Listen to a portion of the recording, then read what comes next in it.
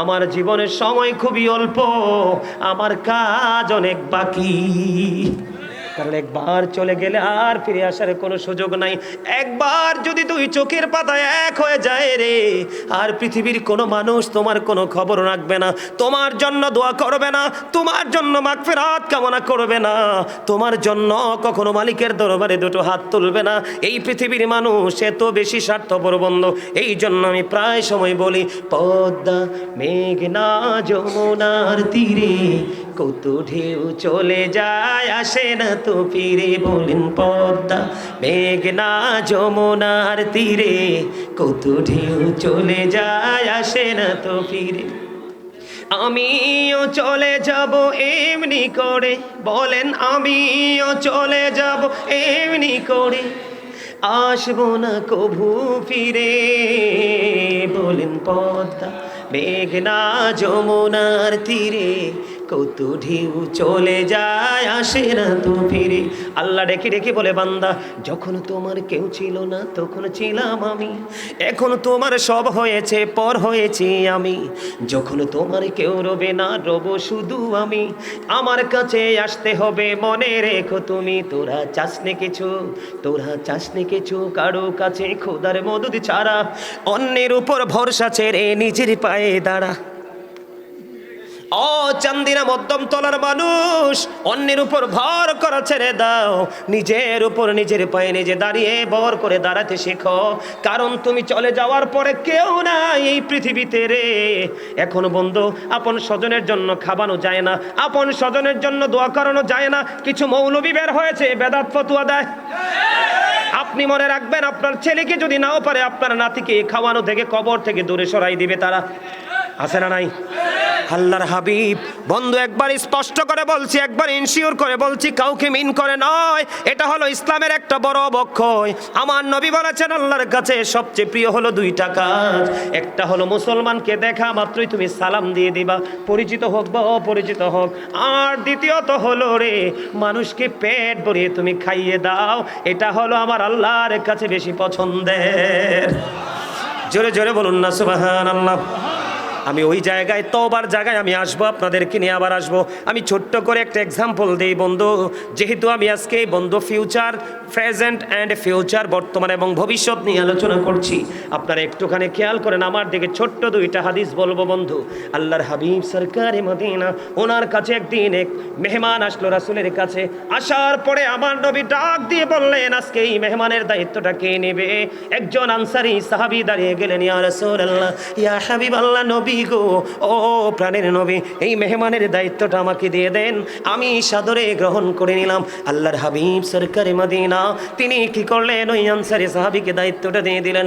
আনসারী সাহাবী আল্লাহর প্রিয় হাবিব, রহমতের ভান্ডার, নবী উম্মতের কান্ডার, ওই নবীজির কাছ থেকে মেহমান চেয়ে নিলেন। নেওয়ার পরে বাড়িতে চলে গেলেন, গিয়ে বললেন, বিবি, বিবি গো, আজকে বাসায় কোনো খাবার আসেনি। কয় আছে গো স্বামী, আমাদের বাচ্চাটার খাবার। কার খাবার?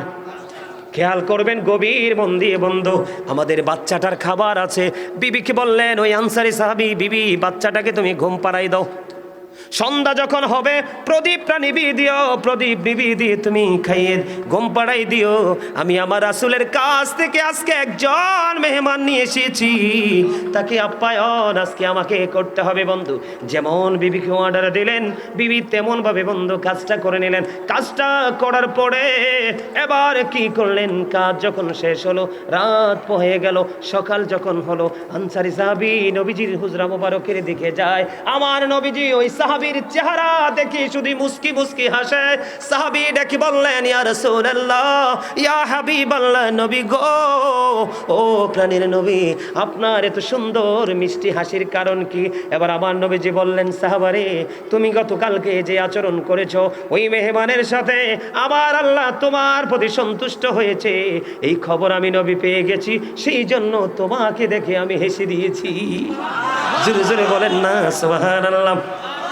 বন্ধুরে আমার কেন বললাম, আপনাদের আমলটাকে যেন আপনারা টেকসই করতে পারেন, আপনাদের নেকের পাল্লা যেন আপনারা ভারী করতে পারবেন। মানুষকে খাওয়াবেন সওয়াবের কাজ, সালাম দিবেন সওয়াবের কাজ, বিপদে পড়লে কাউকে উদ্ধার করার জন্য যাবেন সওয়াবের কাজ, জানাজায় নামাজ, মানুষ মারা গেলে জানাজায় যাবেন সওয়াবের কাজ, এমনি করে করে বন্ধু মানুষ অসুস্থ হলে দেখতে যাবেন, এটাও সওয়াবের কাজ। এখন একটা কাজ থেকে আমরা বেশি দূরে থাকি। বন্ধুরে আমার, আপনার আমার প্রাণের নবী বলেছেন, কোন অসুস্থ মানুষ যখন একটা মানুষ দেখতে যায়, সে যতক্ষণ না পর্যন্ত তার ঘরে ফিরে না আসে ততক্ষণ যেন সে জান্নাতি ফল কুড়াইতে থাকলো। জোরে জোরে সুবহানাল্লাহ। বন্ধুরে আমার, আমি আপনাদেরকে আরেকটা মজার খবর দেই। হযরতে আবু হুরায়রা রাদিয়াল্লাহু তাআলা আনহুর জীবনী থেকে। হযরতে আবু হুরায়রা রাদিয়াল্লাহু তাআলা এমন একজন রাবী ছিলেন, অনেক বেশি হাদিস রাসূল থেকে বর্ণনা করেছেন। হযরতে আবু হুরায়রা এমন অবস্থা হয়ে গেল বন্ধু, খাবার খাওয়ার মতো কিছু নেই। তিনি একদিন কি করলেন, পেটের ক্ষুধায় রাস্তায় বের হয়ে আসলেন। যখনই তিনি রাস্তায় বের হয়ে আসলেন, আপনার আমার প্রাণের নবী তার এই দৃশ্য দেখে হাসতেছেন আর আবু হুরায়রাকে ডাকছেন, আমার সঙ্গে আসো। সুবহানাল্লাহ বলেন না? আমার নবীজি বললেন, আমার সঙ্গে আসো। এবার আবু হুরায়রা রাদিয়াল্লাহু তাআলা আনহু আপনার আমার প্রাণের নবীর সঙ্গে সঙ্গে হাঁটতে শুরু করলেন। হাঁটতে হাঁটতে হাঁটতে হাঁটতে হাঁটতে হাঁটতে যাওয়ার পরে নবীজি ওনার গন্তব্যে চলে গেলেন, বাড়ি পৌঁছালেন। যাওয়ার পরে বিবিকে প্রশ্ন করলেন, বিবি গো, ঘরে কোনো খাবারের কোনো কিছু আছে কিনা? ইয়া রাসূলুল্লাহ, ইয়া হাবিবাল্লাহ, ঘরে একটুখানি দুধ আছে, এক পেয়ালা দুধ হাদিয়ে এসেছে। আমার নবীজি যখন এই দুধের খবর পাইলেন, খেয়াল করবেন, আমার নবীজি যখন এই দুধের পেয়ালা পাইলেন, খবর পাইলেন, আবু হুরায়রাকে ডাক দিয়ে বললেন, রে আবু হুরায়রা, তুমি সুফফাবাসীদেরকে ডেকে নিয়ে আসো। আবু হুরায়রা মনে মনে চিন্তা করে, ও নবী গো, ও প্রাণের নবী, মনে মনে চিন্তা করতেছে আর বলতেছে, ইয়া রাসূলুল্লাহ, আমার তো পেটে অনেক খিদা, আমি তোকে শেষ করতে পারবো না, আমারই তো হবে না। আপনি বলতেছেন কি করতে? সুফফাবাসীদেরকে ডেকে নিয়ে আসতে। ওনার মনের চিন্তা, যা হোক নবীজি বলেছে, সুফফাবাসীদেরকে বন্ধু ডেকে নিয়ে আসলেন। আস্তে আস্তে আস্তে আস্তে সুফফাবাসীরা আসলো, এক এক করে নবীজি দুধ খাওয়াইতে খাওয়াইতে সর্বশেষে আবু হুরায়রা রাদিয়াল্লাহু তাআলা আনহুকে আপনার আমার প্রাণের নবী বললেন, রে আবু হুরায়রা, তুমি দুধ পান করো। দুধ পান করার কথা যখন বললেন, দুধ পান করার কথা বলার পরে আবার আপনার প্রাণের নবীজি এবার আবু হুরায়রাকে বললেন, খাও। তিনি খাইলেন। নবীজি বললেন, আরো খাও। তিনি খাইলেন। আরো খাও। নবীজি বললেন, আরো খাও। তিনি খাইলেন। খাইতে খাইতে খাইতে খাইতে এত বেশি বক্ষণ করেছে আর পেটের মধ্যেও জায়গা হয় না। জোরে জোরে সুবহানাল্লাহ। আমার কথা আপনারা বুঝতে পারছেন নি? কথা বলেন না কেন? তাহলে নবীজির এই হাদিস থেকে মানুষকে খাওয়ানোর শিক্ষা আছে না নাই? খাওয়ানো জায়েজ না না জায়েজ? বন্ধু, আমি আপনাকে বলি, এগুলো হচ্ছে কিয়ামতের আলামত। পৃথিবী একটা সময়ে সংকুচিত হয়ে যাবে, দ্বীনের শিক্ষা থেকে মানুষ দূরে যাবে, মানুষ একটা পর্যায়ে কোণঠাসা হয়ে যাবে, ইসলাম বিরোধী কর্মকাণ্ড শুরু করে দিবে, আর তখনই মানুষের উপর ঘন ঘন গজব আসতে থাকবে। এটা হলো কিয়ামতের আলামত। এই জন্য আপনি কবরে যাওয়ার আগে সচেতন হতে হবে, আমি কবরে যাওয়ার আগে সচেতন হতে হবে। যোগ্য দক্ষ আলেমদের সাথে যুক্ত থেকে আপনাকে রাস্তাঘাট চিনি চিনি আমল করতে হবে। ঠিক কিনা বলেন? আপনারা রাজি আছেননি? আরো জোরে বলেন। এর মধ্যে সবচেয়ে বড় গুরুত্বপূর্ণ কাজ হলো একটা, আল্লাহ বলেছেন তাওবাতান নাসুহা, আল্লাহ বলেছেন খালেস তওবা করো, নিষ্ঠাপূর্ণ তওবা করো। এখন আমাদের মধ্যে এত বেশি অন্যায়, এত বেশি অপরাধ, এত বেশি পাপ হচ্ছে, আমাদের তওবার দরকার আছে না নাই? আপনারা তওবা করতে রাজি আছেন না নাই? বন্ধুরে আমার, আমি আপনাদেরকে অত্যন্ত গুরুত্ব সহকারে বলবো, আল্লাহর হাবিব কোন হাদিসে এসেছে দৈনিক 70 বার, আবার কোন হাদিসে এসেছে দৈনিক 100 বার আল্লাহর হাবিব তওবা করে আমাদেরকে তওবার ট্রেনিং দিয়েছেন, আমাদের ক্ষমার জন্য ব্যবস্থা করেছেন। আর আপনি আমি দৈনিক 7 বার করিনি তওবা। কথা কয় না? কথা বলেন। উপরে এসে বসে এও অপারেটর কই?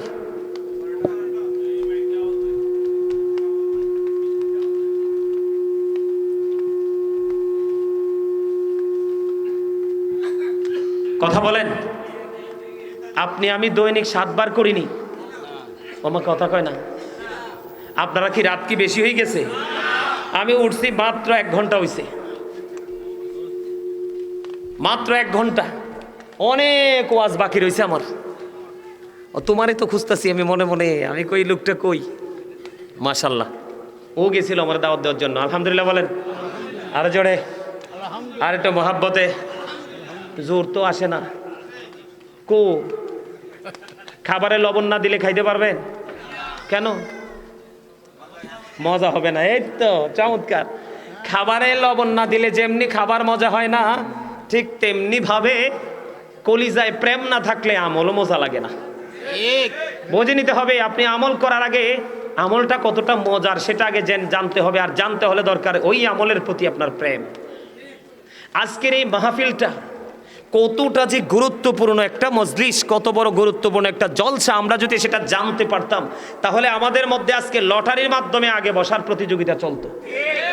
কথা বলেন, কিছু বলবেন?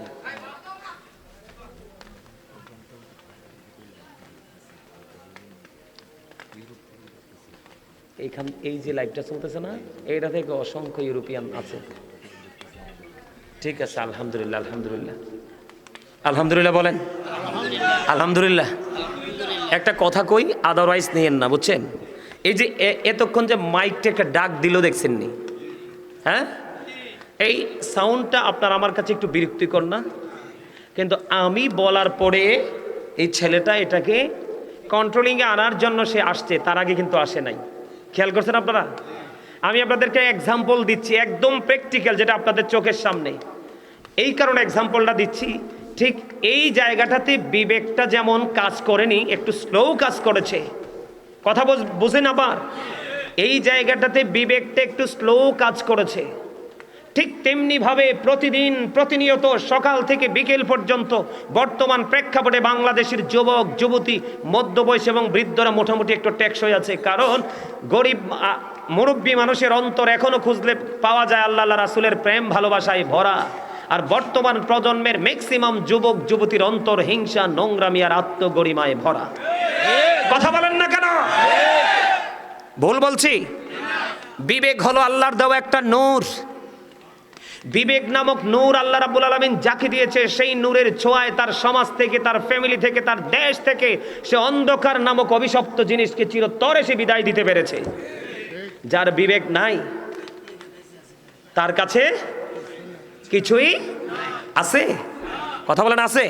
তো এই জন্য বলছি আজকের এই মাহফিল, আমার দিকে তাকান, আজকের এই মাহফিল থেকে শিক্ষা নিবে সেন্স এবিলিটি সম্পন্ন পার্সন যারা, তারা যারা সেন্সলেস পার্সন, তাদের জন্য এখানে কোনো কি নাই, কোনো ধরনের শিক্ষা, কোনো ধরনের আদেশ উপদেশ নাই। কারণ বিবেকহীন যারা, তাদের মতো কপাল পোড়া দুনিয়া আখিরাতে আর কেউই নেই। কথা বুঝেন আমার? আমি আবার আলোচনা ঢুকবো? হ্যাঁ ঢুকবো। সবাই তার আগে একটু দুরূদ পড়ে নেন। আল্লাহুম্মা সাল্লি আলা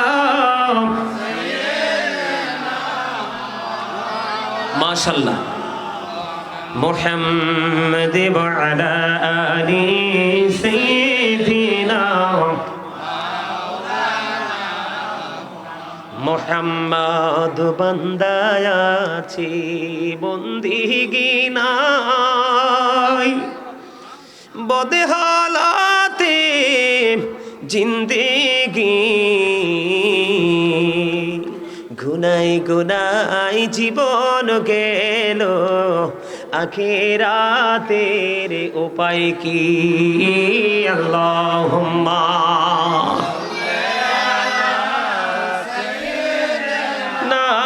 মাওলানা মুহাম্মদ ওয়া আলা আলি সাইয়্যিদিনা মাওলানা মুহাম্মদ। কাফনের কাপড় পরতে হবে, পরনের কাপড় থাকবে না। ধনী বলো গরিব বলো, আজরাইল কাউকে ছাড়বে না। আল্লাহুম্মা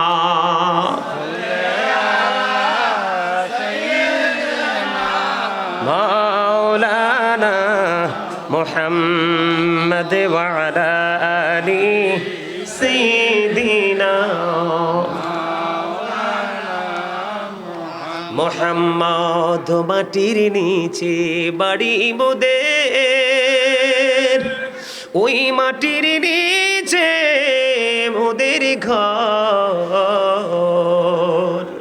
এই দুনিয়ার আপন যারা সবাই হবে মোদের পর। আল্লাহুম্মা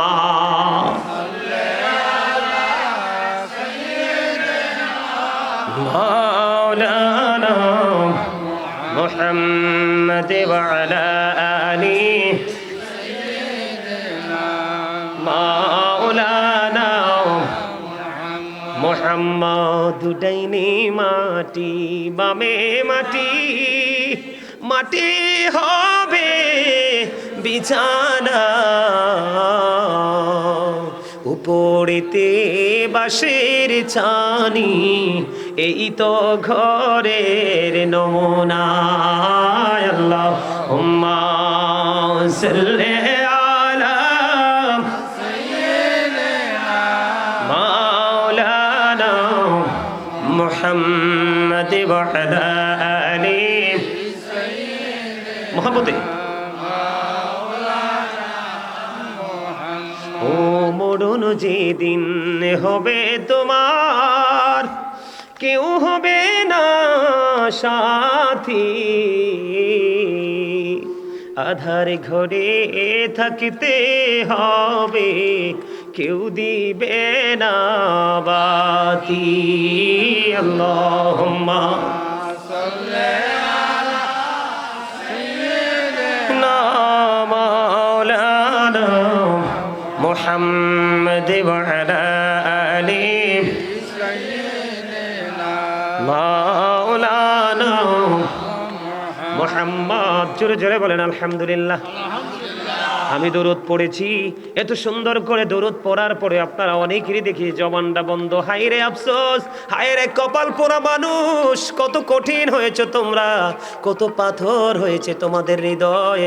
তোমরা যদি জানতে নবীর দরুদে কত প্রেম রয়েছে, কত মধু রয়েছে নবীর প্রেমের দরুদে, তাহলে ফরজ ও ওয়াজিবের পাশাপাশি সারা দিন তুমি নবীর দরুদ পড়তাম। আল্লাহর হাবিব জানিয়ে দিয়েছে, হাদিস শরীফের মধ্যে এসেছে, কেউ যদি রাসূলকে ভালোবেসে মাত্র জুম্মার দিনে যদি 80 বার দরুদ পড়তে পারে রে, আমার আল্লাহ খুশি হয়ে তার হাবিবের প্রেমে 80 বছরের সগীরা গুনাহ আমার আল্লাহ মাফ করে দেয়। বন্ধু শুধু এখানে একান্ত নয় রে, আপনার আমার প্রাণে নবী আরো বড় মজার খবর দিয়েছে। হাদিসের রাবি হলেন হযরত আনাস রাদিয়াল্লাহু তাআলা আনহু। হাদিসের গ্রন্থের নাম হলো বন্ধু দাইলামি শরীফ। দাইলামি শরীফের মধ্যে এসেছে, আপনার আমার প্রাণে নবী তিনি জানিয়ে দিয়েছেন, পৃথিবীর আমার উম্মত কেউ যদি প্রাণের নবীকে ভালোবাসিয়া প্রতিদিন যদি মাত্র 1000 বার যদি কেউ দুরূদ পড়তে পারে রে, হোক যুবতী বা হোক যুবক, হোক বৃদ্ধ বা বৃদ্ধা, যেই কন্ডিশনের মানুষই হও না কেন, কেউ যদি নবীকে মহব্বত করে প্রতিদিন 1000 বার দুরূদ পড়তে পারো গো, নবীজি বলেছে জান্নাত না দেখা পর্যন্ত তার মরণ হবে না। আমার নবী আরো বলেছে, পৃথিবীর বুকে যে যত বেশি আমি নবীকে ভালোবেসে দরুদ পড়বে রে, তত বেশি হাসরের দিন সে তত বেশি আমার কাছে থাকবে। নবীর কাছে থাকলে উম্মতের কোনো ডর আসেনি? আরো জোরে বলেন না। নবী আপনাকে আমাকে শাফায়াত করবে, বিশ্বাস করেননি? কথা বলেন। নবী যে সুপারিশ করতে পারে এটা আপনারা জানেননি, এটা আপনারা বিশ্বাস করেননি। আমাদের দেশে কিন্তু দিন দিন অবিশ্বাসের সংখ্যাও বেড়ে যাচ্ছে, নবী নাকি আমাদের মতো। আল্লাহর হাবিব বলেছেন, ক্বালা আইয়ুকুম মিসলি, তোমরা কে আছো আমার মতো? কেউ হাত তুলতে পারেনি, কারণ নবীর মতো কেউ হতে পারে না। তিনি বেনজির ও বেমিসাল, যিনি সকল নবীদেরও নবী, যেই নবীটা আপনার আমার সকলের প্রাণের নবী। ঠিক কিনা বলেন? নবী, এই নবীজির কথাগুলো বিশ্বাস করেন কি করেন না? সত্য বলে মনে হয় তো? যদি সত্য বলে মনে করেন, আমার হাত জোর করে আপনাদের কাছে অনুরোধ থাকবে, আগামী দিন থেকে নিজের জীবনের যে চলার পথ, নবীজির যে নিজের যে চিন্তা করার ধারা, নবীজির যে পথ চলার যে রাস্তা, সবগুলোকে একটু পরিবর্তন করবেন, তাহলেই আজকের মাহফিল হবে আপনার জন্য ভবিষ্যতে বড় নিয়ামত। কথা বলেন না কেন? কারণ এই মাহফিল আপনাকে সাক্ষী দিবে। আল্লাহ তোমার এই বান্দা যেদিন ওই গাজী সুলাইমান আল কাদরির সামনে বসে বসে ওই তত্ত্বগুলো নিয়েছিল, পরের দিন বা তারপর থেকেই তিনি বাস্তবায়ন করা শুরু করে দিয়েছে। তুমি তাকে এটার উসিলায় মুক্ত করে দাও। আল্লাহ কিন্তু আগেই বলেছে যে কোনো উসিলায় বান্দাকে পার করবে। আল্লাহ বলেছেন ওয়াবতাগু ইলাইহিল উসিলা। সুবহানাল্লাহ বলেন না? আর এই উসিলাটা হলো আল্লাহ বলেছেন আকুনু মা'আস সাদিকিন, ট্রুথফুল ম্যান। এটা হতে পারে হক্কানি আলেম, হতে পারে হক্কানি আল্লাহর ওলি। আপনি যাকে ভালোবাসবেন সেই হবে আপনার উসিলা। তার সাথে প্রেম করে আল্লাহ পাওয়ার প্রত্যেকটা উসিলা আপনি খুঁজে বের করবেন। জোরে জোরে কন্যা আমিন। বন্ধুরি আমার, এলোমেলো কথা আর অন্যদিকে যেতে চাই না। আপনারা মনটা দিয়ে শুনবেন, বিরক্তকর সময় আমি নিব না। যতক্ষণ আলোচনা শুনবেন ততক্ষণই আমি আপনাদেরকে শোনাবো।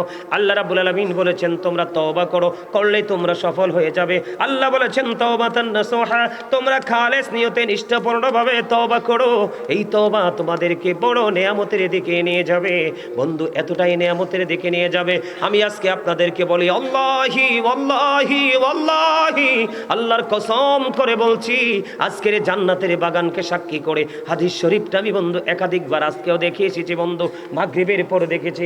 আল্লাহর হাবিব বলেছেন যেই বান্দাটা বেশি বেশি করে আল্লাহকে ভালোবেসে অপরাধের জন্য অনুতপ্ত হয়ে তওবা করবে, আল্লাহ রাব্বুল আলামিন জানিয়ে দিয়েছে, আল্লাহর হাবিব আমাদেরকে মেসেজটা দিয়েছে, আল্লাহ তার জন্য কোনো প্রতিকূলতা রাখবে না।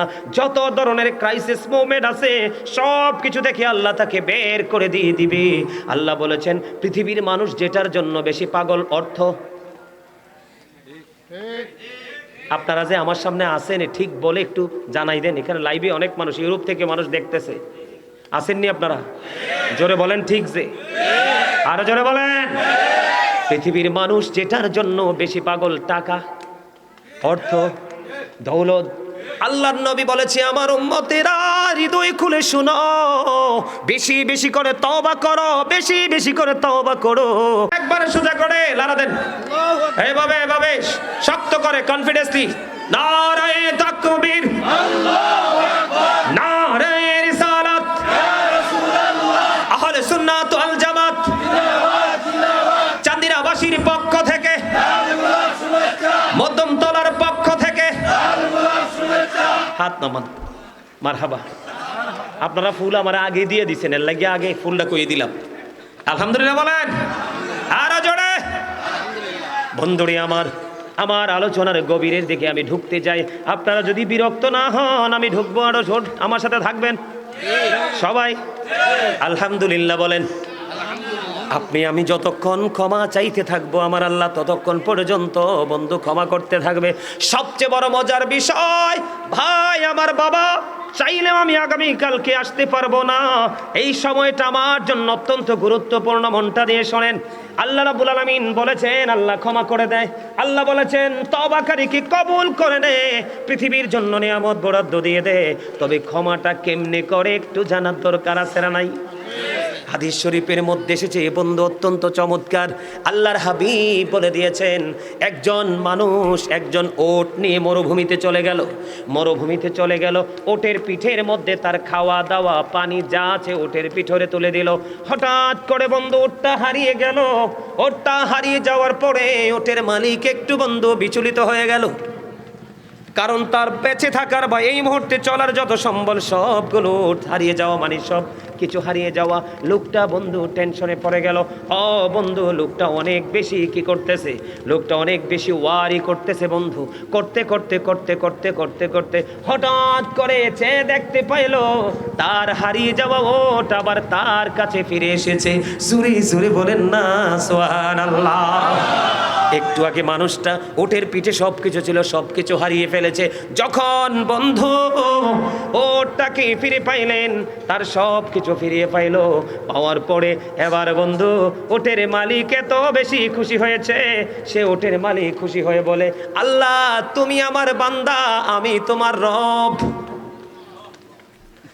ওয়াজ বোঝে নাই তো?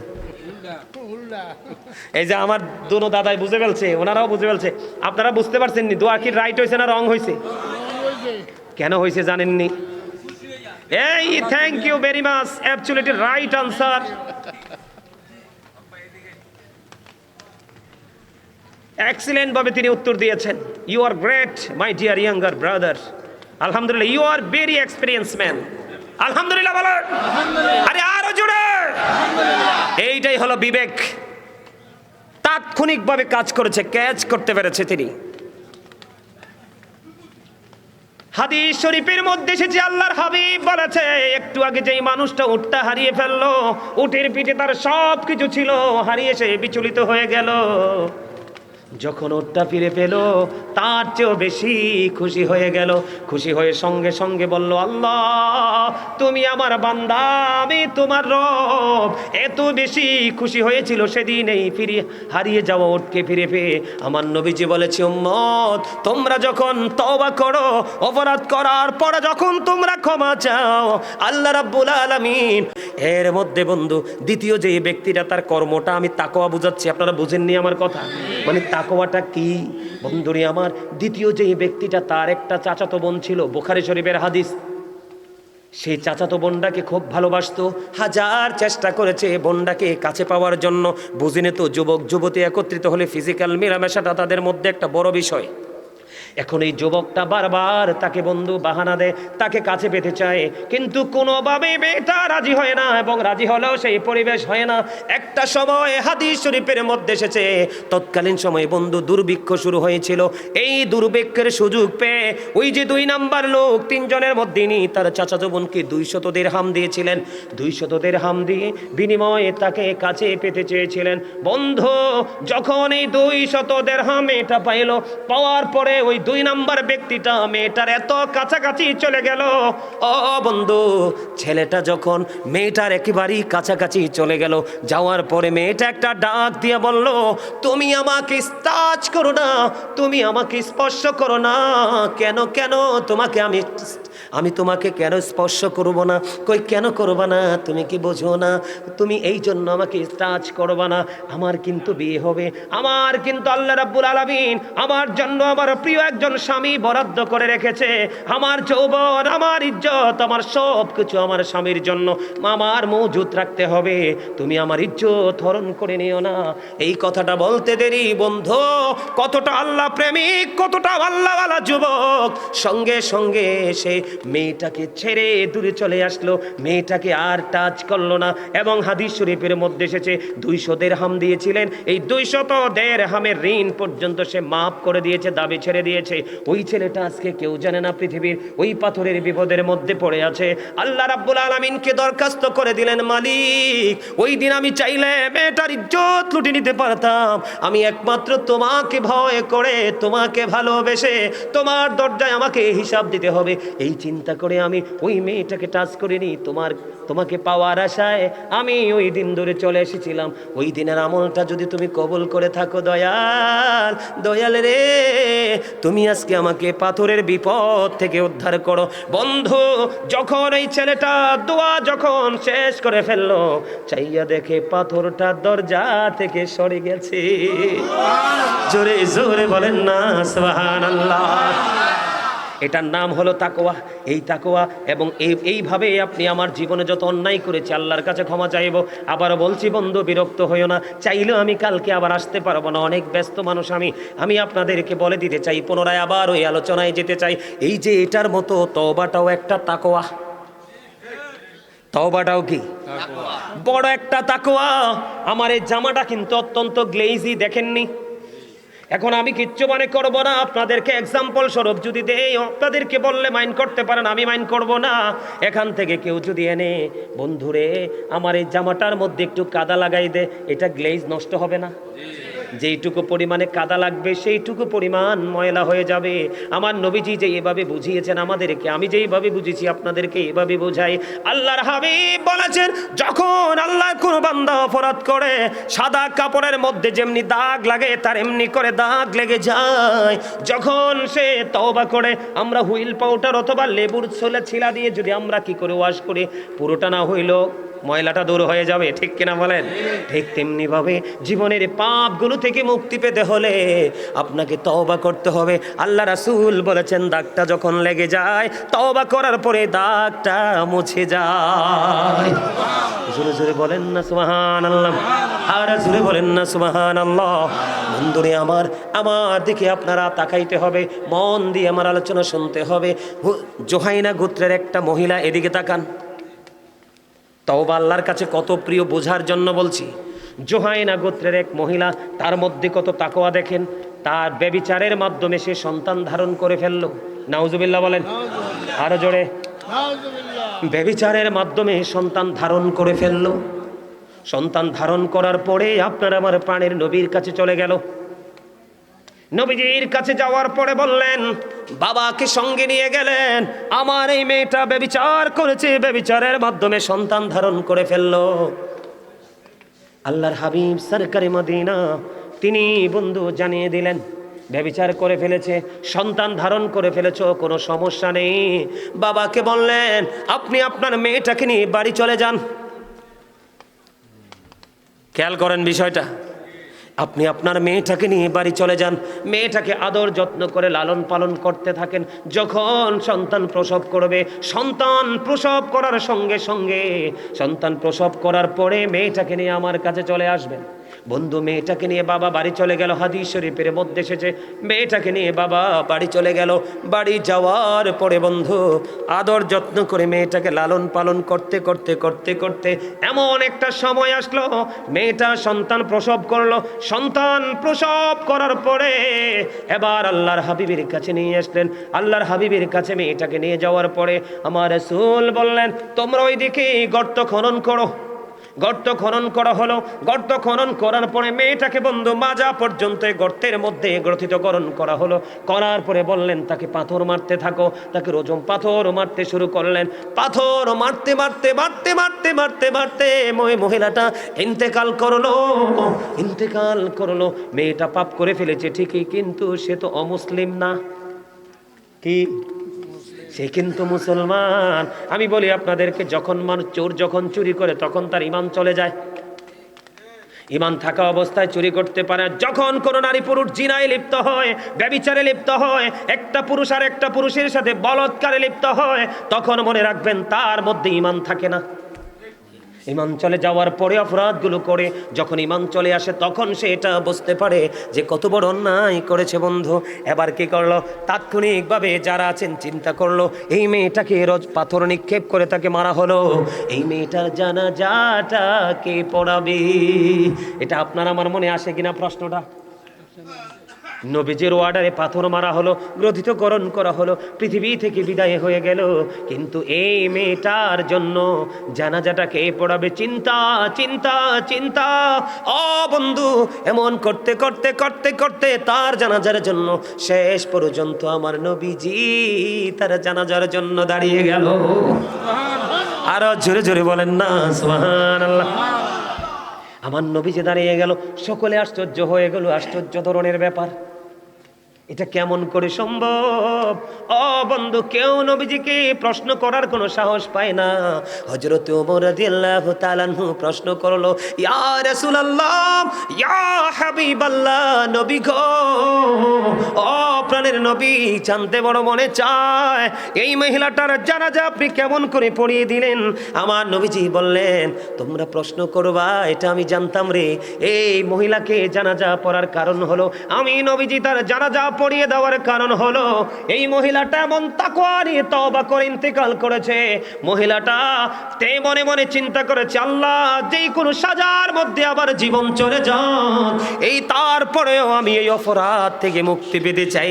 তার মধ্যে এত তাকওয়া ছিল, তার মধ্যে তো ভয় ছিল, এমন ভয় এমন তাকওয়া নিয়ে সে তওবা করেছে।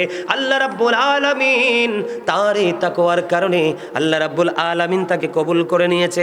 আল্লাহর হাবিব জানিয়ে দিলেন, সেই মহিলাটা একা যে তওবাটা করেছে, মদিনার ৭০ জন অপরাধীকে যদি আমি একটা মহিলার তওবা বন্টন করে দেই, সবার ৭০ জনের ক্ষমার জন্য যথেষ্ট হয়ে যাবে।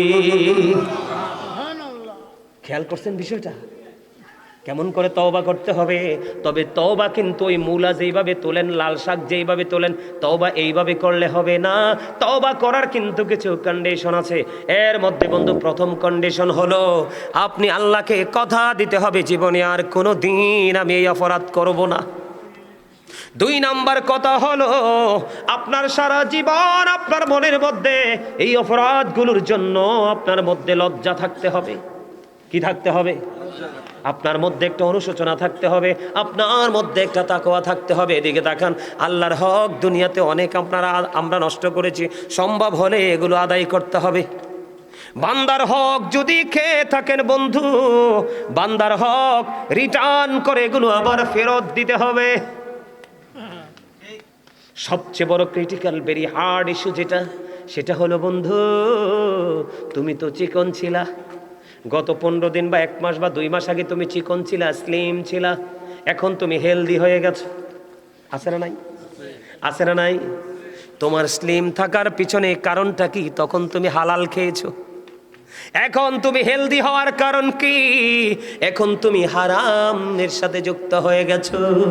আল্লাহর হাবিব জানিয়ে দিয়েছে, তোমার জীবনে হারাম খাবার থেকে শরীরের মধ্যে যে গোশত ঢুকাইছো, অপরাধের খাবার থেকে শরীরের মধ্যে যে গোশত ঢুকাইছো, এগুলাকে আবার তাকওয়া দিয়ে খসাইতে আগের জায়গায় নেমে আসতে হবে। কারণ হারাম শরীর কখনোই জান্নাতে যাবে না। এটার জন্য বাঁচতে হলে আল্লাহ বলেছেন, ইন্নাল্লাহা ইউহিব্বুত তাওয়াবিনা ওয়া ইউহিব্বুল মুতাহহিরিন। আল্লাহ রাব্বুল আলামিন তওবাকারী এবং পবিত্র যারা থাকে এই দুইটা দলকে বেশি বেশি ভালোবাসে। কারণ আপনি পবিত্র হবেন তখনই যখন তওবা করতে পারবেন। কি করতে পারবেন? কি করতে পারবেন? তওবা করলে মানুষ কি হয়ে যায়? এটার প্রমাণ হাদিসটা মনে আসেনি? মাত্র মাছির মাথার সমপরিমাণ একটা ফোঁটা চোখের পানি। আল্লাহ কথা দিয়েছে, শয়তান তোমাকে তোমার পাওয়ার দিয়ে দিলাম, আর আমার প্রতিশ্রুতিও তুমি জেনে রাখো, আমার বান্দা যেই পর্যন্ত তওবা করবে আমি এই পর্যন্ত ক্ষমা করতেই থাকবো। জোরে জোরে কন্যা সুবহানাল্লাহ। সকল ব্যথার বোঝা বইতে পারে, সবুজ জ্বালা যাতনা সইতে পারে, বিপদ আপদ এলে খোদাকে ডাকে, তার দয়া করুণায় ভরসা রাখে, হারায় না হুঁশ সেই তো মানুষ, সেই তো মানুষ, সেই তো মানুষ, সেই তো মানুষ। আগুনে পোড়ালে সোনা কাটি হয়ে যায়, সেই কথা তো সবাই জানেন। গভীর রাত্রে শেষে ভোর এসে যায়, সেই কথা তো সবাই মানেন। সমুদ্র পাড়ি দিয়ে দারচিনি বন, দেখে দেখে বড়ে শুধু নাবিকের মন। সোনালি মানুষ সেই তো মানুষ, সেই তো মানুষ।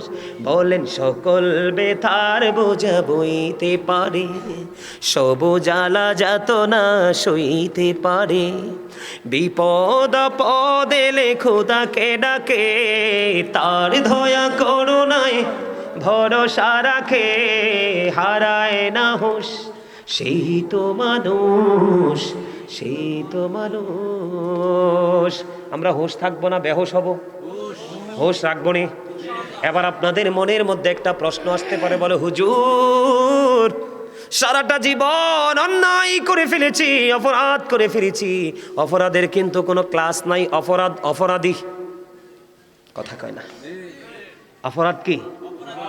আপনি ছোট ছোট গুনাহ যখন কন্টিনিউ করতে থাকবেন, এটা একদিন কবিরা গুনাহে রূপান্তরিত হয়ে যায়। তাহলে অপরাধকে ছোট করে দেখা যায়নি। অপরাধী বন্ধু বিরক্ত হন, শেষ করে দিব।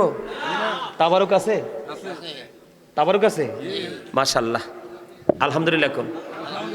এখন তো আমাদের দেশে অনেকে তাবারুক বিরোধীও বাড়িছে হন হুজুর, জানেননি এটা? কথা কয় না কেন? এখন তাবারুক খাওয়ার বিরুদ্ধেও কথা বলে, কিন্তু দিলে আবার তারাও খায়। কথা কন না কেন? খায় কি খায় না? আছে না নাই? আমি তো পুরা দেশটা সফর করলাম, পুরো বাংলাদেশটা আরো মানে 3-4 বছর আগে শেষ। দেশের বাহিরেও কয়েকটা আল্লাহ দেশ ঘুরাইছে, দেখাইছে, আরো ঘুরবো। কত কিছু যে এই বয়সে দেখছি যেটা মুসলমান হিসেবে ভাবতে লজ্জা লাগে। তবে আমি সেদিকে যাই না। আলোচনা আরেকটু করবো? সবাই রাজি? সবাই রাজি? তাহলে নবীকে ভালোবাসেননি আপনারা? হ্যাঁ, নবীর প্রেমের একটা গজল গাইবো। আমার সাথে রাজি আছেন গাইতে সবাই? হ্যাঁ, একবার পুরনো একটা গজল আমার সাথে গাইবেন। দিদি পাল তুলে দে মাঝি হেলা করিস না, দিদি পাল তুলে দে মাঝি হেলা করিস না, ছেড়ে দে নৌকায় আমি যাব মদিনা, ছেড়ে দে নৌকায় আমি যাব মদিনা। দিদি পাল তুলে দে মাঝি হেলা করিস না, দিদি পাল তুলে দে ছেড়ে দে নৌকায় আমি যাব মদিনা, ছেড়ে দে নৌকায় আমি যাব মদিনা। মক্কায় নবী এলো মা আমেনার ঘরে, হাসিলে হাজার মানি, কাঁদিলে মুক্তা ঝরে। মক্কায় নবী এলো মা আমেনার ঘরে, হাসিলে হাজার মানি, কাঁদিলে মুক্তা ঝরে। দয়ালে মুর্শিদি যার সখা, তার কিসের ভাবনা, দয়ালে মুর্শিদি যার সখা। আমার হৃদয় মাঝে কাবা নয়নে মদিনা, আমার হৃদয় মাঝে কাবা নয়নে মদিনা। দিদি পাল তোলে দে মাঝি হেলা করিস না, দিদি পাল তোলে দে ছেড়ে দে নৌকায় আমি যাব মদিনা। ও নূরের রোশনীতে দুনিয়া গেছে ভরে, সে নূরের বাতি জ্বলে মদিনার ঘরে ঘরে। ঠিক কিনা বলো? ও নূরের রোশনীতে দুনিয়া গেছে ভরে, সে নূরের বাতি জ্বলে মদিনার ঘরে ঘরে। দয়ালে মুর্শিদি যার সখা, তার কিসের ভাবনা, দয়ালে মুর্শিদি যার সখা। আমার হৃদয় মাঝে কাবা নয়নে মদিনা। দিদি পাল তোলে দে মাঝি হেলা করিস না, দিদি পাল তোলে দে ছেড়ে দে নৌকায় আমি যাব মদিনা। আরো জোরে কন্যা মারহাবা, আরো জোরে। শুধু কি আমি কি শুধু গাজী সুলাইমান কি শুধু নবীর প্রেম গায়, নাকি সাহাবীরাও গেয়েছিলেন? হাসান ইবনে সাবিত রাদিয়াল্লাহু তাআলা আনহু মসজিদে নববীর মিম্বরে দাঁড়িয়ে দাঁড়িয়ে গেয়েছেন। সুবহানাল্লাহ। এই আমার দিকে তাকান, আমি কি বলে শোনেন। আপনারা যদি গজল পছন্দ করেন, ওয়াজের শেষে আমি গজল শোনাবো। আমি কিন্তু একজন রাইটার। আমার এই সিনা ইসলামী হামদ নাত ইসলামী সঙ্গীত মুর্শিদের অভাব নাই। বৃষ্টিতে গেছে নেই আর বিশ্বাস ছিল আর মালিক এই বাগানকে নষ্ট করবে না। মালিক চাই এটা আপনি কম খান, এটা বেশি করেন, মালিক বেশি খুশি হবে। রাসূল বলেছে মুমিন খায় কম, কাফের খায় বেশি। মুমিন খায় এক পেটে, কাফের খায় 7 পেটে। এটা হাদিস শরীফ, আমার বানানো কথা না তো। মুমিন দেখবেন খাবারের জন্য পাগল থাকবে না, থাকবে এগুলোর জন্য পাগল। কি মুমিন প্রতিদিন 2 ধরনের খাবার জোগাড় করে। কয় ধরনের? একটা হলো দেহের, যেটা পৃথিবীর মাটিতে পাওয়া যায়, আর আরেকটা হলো রুহের, যেটা রুহানিয়াতের জগতে যারা আছে তাদের কাছে গেলে পাওয়া যায়। হক্কানি আলেম, হক্কানি আল্লাহর ওলিরা। সুরে সুরে সুবহানাল্লাহ। আপনি যতই আধুনিক হন, যতই কমার্শিয়াল হন, আল্লাহর হাবিব এবং ওলিদের অবদানকে কখনো ভুলে যাবেন না। আল্লাহও আপনাকে কোনোদিন ভুলবে না। ঠিক কিনা বলেন? আমার বিষয়টা কিন্তু শেষ হয় নাই। আর আমার বিষয়টা নিয়ে আরো আলোচনা করব। হ্যাঁ, তাহলে আরেকটা গজল গাই, আরেকটা গজল গাইয়ে তার। হ্যাঁ হ্যাঁ হ্যাঁ, মুর্শিদি শুনবা? মুর্শিদি তো গাইবো। অন্ত এক একজন তো এক এক দরবারের পাগল। আমি আমার দরবার নিয়ে গাইবো, তুমি তোমার দরবার নিয়ে গাইবা। আমি আমার মুর্শিদকে নিয়ে গাইবো, তুমি তোমার মুর্শিদকে নিয়ে গাইবে। এটাই বাস্তবতা। কিও ডায়াবেটিসের রোগী ডায়াবেটিসের ডাক্তারের কাছে যায় না, হার্টের রোগী হার্টের ডাক্তারের কাছে যায়। ঠিক কিনা বলেন? আরে জোরে। ইউরিনে যাদের সমস্যা তারা ইউরিনে ডাক্তারের কাছে যায়। ঠিক কিনা? এরকম না তো? ঠিক পৃথিবীতেও আপনি চলার পথে যে যাকে ভালোবাসছে তাকে আপন করে নিয়েছে, আর তাদেরকে আপন করে নেওয়া আপনার মুক্তির একটা বড় কারণ, বড় উসিলা। বিশেষ করেন না? আল্লাহ তো বলছে join with my dear people, come to my paradise. আমার প্রিয় লোকেদের সাথে যুক্ত হও, আমার জান্নাতে চলে আসো। এই আল্লাহ বলেছেন behold verily the friends of Allah have nothing to fear or to regret. আলা ইন্না আউলিয়া আল্লাহি লা খাউফুন আলাইহিম ওয়া লা হুম ইয়াহজানুন। অস্বীকার করার সুযোগ আছে নেই? আল্লাহ কয় আতিউল্লাহ, তোমরা আল্লাহর আনুগত্য করো, ওয়া আতিউ রাসূল, রাসূলের আনুগত্য করো, ওয়া উলিল আমরি মিনকুম, তোমাদের মধ্যকার উলিল আমরদের আনুগত্য করো। তার মানে উলিল আমর দ্বারা বুঝিয়েছে তোমাদের মধ্যকার শায়েক আছে না নাই? হক্কানি আলেম, হক্কানি আল্লাহর ওলিরা মনে করবেন, যার সিনায় নবীর প্রেম নাই, যার সিনায় ওলিদের প্রতি প্রেম নাই, যার সিনায় সাহাবাই কেরামের প্রতি প্রেম নাই, যার সিনায় এ টু জেড কমপ্লিটলি পূর্বসূরি আইম্মাই কেরামের প্রতি প্রেম নাই, এরা কখনোই হক্কানি আলেম হতে পারে না। এরাই হবে যুগে যুগে ফিতনার কারণ, সমাজকে বিনষ্ট করবে, জাতিকে বিনষ্ট করবে, সমাজের শান্তি শৃঙ্খলাকে তারা ভঙ্গ করে দিবে। আমি আজকে আপনাদের এই মধ্যম তলার জমিন থেকে বলে যাই, আমার এই দাদাভাই যারা আছে, আপনারা দাদাভাই যারা দর্শক সারিতে আছেন, আপনারা চলে যাওয়ার পরে আপনার এই সমাজ আর সমাজ থাকবেন, এটা গজবে রূপান্তরিত হবে। কারণ দিন যত আসছে, হক্কানি আলেম তত চলে যাচ্ছে। আল্লাহ কিন্তু আপনার কি এলেম উঠিয়ে নিবে, আলেমদেরকে উঠিয়ে নেওয়ার মাধ্যমে। আলেম চলে যাবে, তার সিনাই করে এলেমও, মূর্খতার সংখ্যা বৃদ্ধি পাবে, সমাজের মধ্যে জাতির মধ্যে ফিতনা সৃষ্টি হবে। জোরে জোরে কোন ঠিক না ঠিক? এটা অলরেডি আমাদের দেশে শুরু হয়ে গেছে। আপনার যে যাকে ভালোবাসে সে এত বড় অন্যায় করেছে, তারপর ওইটাই তার কাছে রাইট। এটা হলো আবেগী, আবেগ দিয়ে তাৎক্ষণিক সময় চলা যায়, চিরস্থায়ী জীবন গঠন করা যায় না। চিরস্থায়ী জীবন গঠন করতে হলে আপনাকে হতে হবে এক্সপেরিয়েন্স ম্যান, তার মানে বিবেকবান। তার অন্যতম একটা নিদর্শন বন্ধু, গজলটা পরে গাই, আলোচনাটার মোড়টা নষ্ট হয়ে যাবে, পরে আমি আরেকটা বিষয় আলোচনার জগতে ঢুকবো। কি 2 ঘন্টা দিয়ে গেছে, ওয়াজটা শেষ করে দিতে হইব। হ্যাঁ,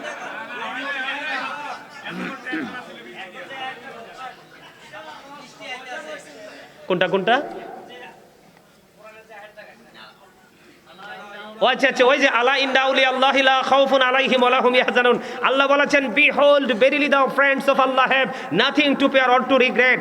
আল্লাহর ওলিদের কোনো ভয় নেই, তাদের কোনো দুঃখ নেই, তাদের কোনো চিন্তা নেই, অর টু রিগ্রেট, তারা পরকালেও চ্যাম্পিয়ন। আল্লাহ কয় শুধু চ্যাম্পিয়ন নয়, আল্লাহ বলেছেন সূরা বাকারাতে, আল্লাহ রাব্বুল আলামিন বলেছেন ইনদা রাব্বিহিম ইউরযাকুন। জোরে জোরে কোন আল্লাহু আকবার। আল্লাহ রাব্বুল আলামিন বলেছেন দে রিসিভ ফুড ফ্রম আল্লাহ, তারা আল্লাহর কাছ থেকে জান্নাতি খাবার বরাদ্দ। তাহলে তাদের সাথে প্রেমের দরকার আছে না? আরে যারা বলেন না। তাহলে আমার ছোট ভাইটা খুব মহব্বত করে আমার একটা মুর্শিদি শুনতে চাইছে, আমি একটু গাই, তারপর আমার আলোচনা যাব। আপনারা একটু মন দিয়ে শুনবেন, একটু খুব গভীর খেয়াল করে শুনবেন। ইসলাম কি জানতে চাইলে উত্তর হবে কি, মুসলিম নামে এই কথাটি কয়জন ভেবেছি, হায় রে কয়জন ভেবেছি। ইসলাম কি জানতে চাইলে উত্তর হবে কি, মুসলিম নামে এই কথাটি কয়জন ভেবেছি, হায় রে কয়জন ভেবেছি। আল্লাহ চান, আল্লাহর ইচ্ছা বান্দার প্রতি অর্জন কর নবীর খুশি। আল্লাহর ইচ্ছা বান্দার প্রতি অর্জন কর নবীর খুশি। নবীর প্রেমে গুনাহ মাফের খবর শুনেছি, মুসলিম নামে এই কথাটি কয়জন ভেবেছি, হায় রে কয়জন ভেবেছি। আমার এই কথার দলিল হলো আল্লাহ রাব্বুল আলামিন বলেছেন কুল ইন কুনতুম তুহিব্বুনাল্লাহ ফাত্তাবিউনি ইউহিব্বুকুমুল্লাহু ওয়া ইয়াগফির লাকুম যুনুবাকুম আল্লাহু গফুরুর রহিম। আল্লাহ বলেছেন সে বলুন, ইফ ইউ ডু লাভ আল্লাহ, যদি তোমরা আল্লাহকে ভালোবেসে থাকো, ফলো মি মুহাম্মদ সাল্লাল্লাহু আলাইহি ওয়াসাল্লাম, মুহাম্মদ সাল্লাল্লাহু আলাইহি সাল্লামের অনুগত হয়ে যাও, আল্লাহ উইল লাভ ইউ, আল্লাহ তোমাদেরকে ভালোবাসবে, এন্ড ফরগিভ ইউর সিনস, আল্লাহ তোমার জীবনের গুনাহগুলি মাফ করে দিবে। আল্লাহ গিনি দলিল, আর দলিল লাগবো নি? অবিশ্বাস যেতে করবো হেতের ইমান থাকবো নি? আল্লাহর ইচ্ছা বান্দার প্রতি অর্জন কর নবীর খুশি, নবীর প্রেমে গুনাহ মাফের খবর শুনেছি, মুসলিম নামে কয়জন ভেবেছি, হায় রে কয়জন ভেবেছি। আল্লাহর ইচ্ছায় কাজ করো, রাসূল প্রেমিকে মুর্শিদ ধরো, আল্লাহর ইচ্ছায় কাজ কর। এই স্যার হাসেন কিল্লাই, হ্যাঁ আরে ধন্যবাদ জানাইছে মি, আনে তো হারেন নো। আল্লাহর ইচ্ছায় কাজ করো, রাসূল প্রেমিক মুর্শিদ ধরো, দুজাহানের সুখের বান্দার তোমায় দিয়েছি। মুসলিম নামে এই কথাটি কয়জন ভেবেছি, হায় রে কয়জন ভেবেছি। যেই মুর্শিদে আল্লাহর ইচ্ছায় কাজ করে যায় সর্বদাই, যেই মুর্শিদে আল্লাহর ইচ্ছায় কাজ করে যায় সর্বদাই, সেই মুর্শিদের ইচ্ছায় আমি মিশে রয়েছি। মুসলিম নামে এই কথাটি কয়জন ভেবেছি, হায় রে কয়জন ভেবেছি। মারহাবা। আমার দিকে তাকান, একটুখানি ব্যাখ্যা করি।